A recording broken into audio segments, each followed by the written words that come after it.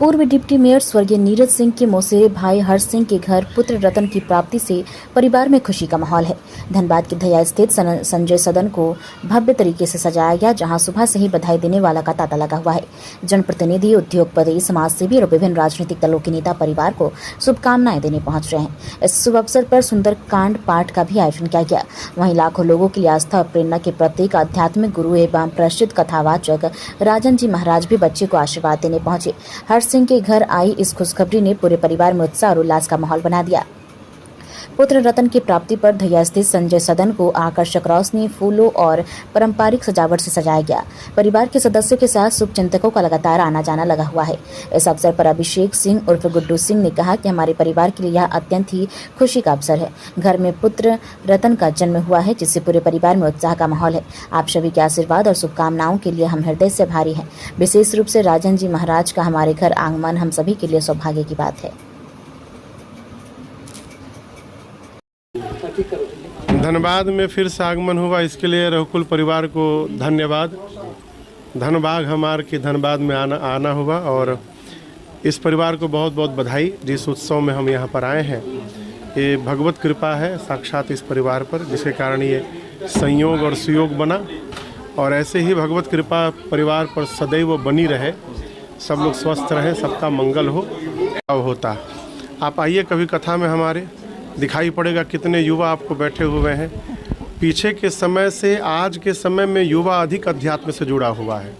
इसके पीछे सबसे बड़ा कारण है आप लोग, पत्रकार, मीडिया, सोशल मीडिया के कारण युवाओं के हाथ में भी भगवत चर्चा पहुंच रही है जहां वो घूम रहे हैं।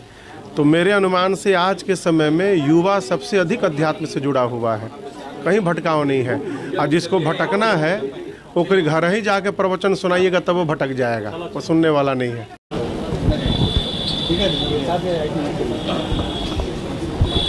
जल्दी परिवार में मतलब बहुत बड़ी उपलब्धि है, ये खुशखबरी भी है। पिछले 2 वर्षों के बाद जो है शगुन बन रही है, घर में छठियारी हो रही है, तो क्या कहेंगे? ये आपके लिए सिर्फ ये एकमात्र बच्चे का जन्म हो सकता है, हमारे लिए एक बहुत खुशी का दिन है, क्योंकि इस बच्चे का जो जन्म हुआ वो सिर्फ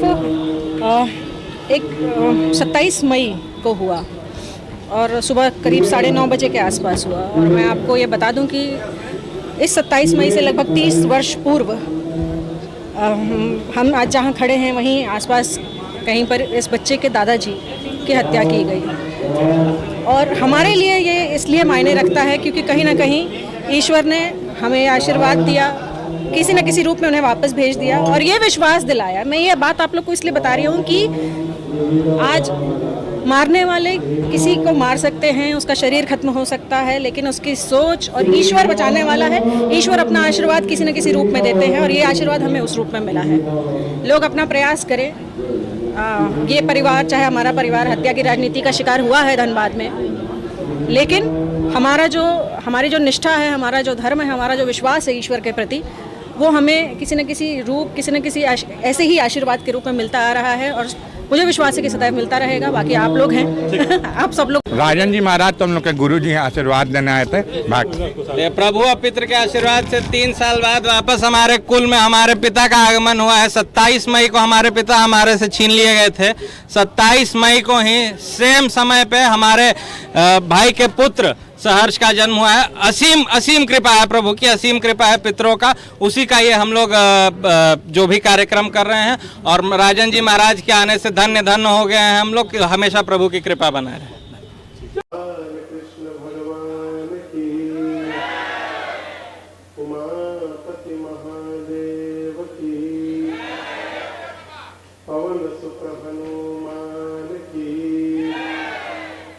नमः